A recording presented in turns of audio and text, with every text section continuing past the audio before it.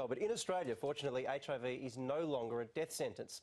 But one Australian has dedicated his life to helping those in other countries who aren't so lucky.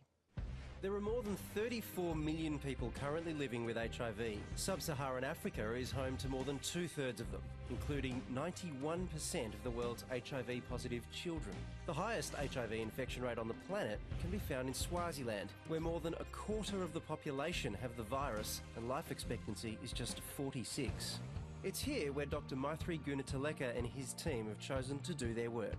Possible Dreams International visits families and communities in the most remote and disease-ridden areas of the Lubombo Mountains.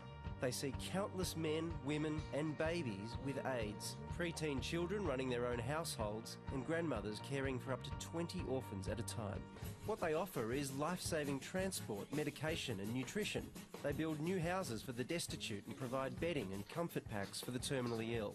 The few belongings these people do have are often dirty and unhygienic, and the difference a few new items can make is stunning. Most of all, we've got a chance for a new life. Maithri's philosophy is simple but effective. By empowering these people to help themselves, the cycle of poverty can eventually be broken. And in the meantime, village by village, Possible Dreams International is spreading a little sunshine in a very dark corner of the world. Dr Maithri Gunatileka is the founder of Possible Dreams International. Maithri, some organisations build wells, others provide medicine. You guys seem to be trying to do the lot, everything at once. Does that get overwhelming? It certainly is overwhelming at times, Waleed. But I learned very early on that if we were just to hand out food or medicines or just build houses, we were only really addressing a portion of the problem. So what we try to do is to try and create a strategy of empowerment, and in addition to doing all those things, we'll help grow gardens and we'll talk about income generation, and in that way we can sustain any change that we initiate.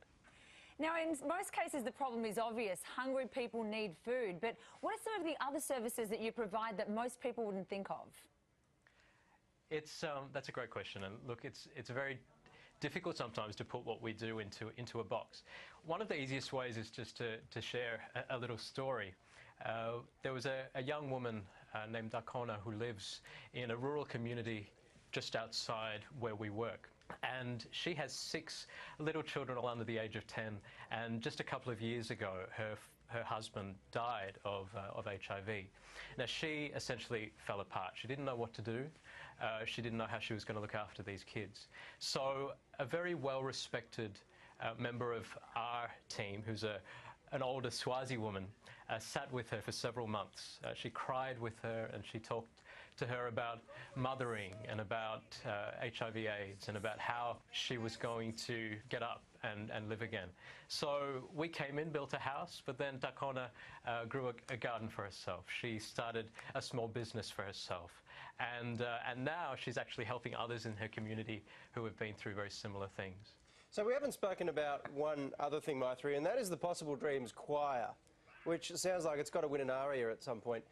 What exactly is it? What's the story there? Well, it's an extraordinary story, Waleed. We have 26 young Swazi people affected by HIV, affected by extreme poverty, who are essentially using music as a form of empowerment. And local people here in Victoria, so school kids and community organisations, the soccer team Melbourne Heart is one of our sponsors, they are bringing the choir out here in March of next year, and they're going to share their stories and sing for the people of Victoria. Well, I really look forward to hearing it, Maithri. Congratulations on all your work. Thanks for joining us. Thanks so much. One of those people that can make you feel really, really bad about yourself. The Possible Dreams International Choir is touring Australia next year, so details are going to be on our website. Stick around, we'll be back soon.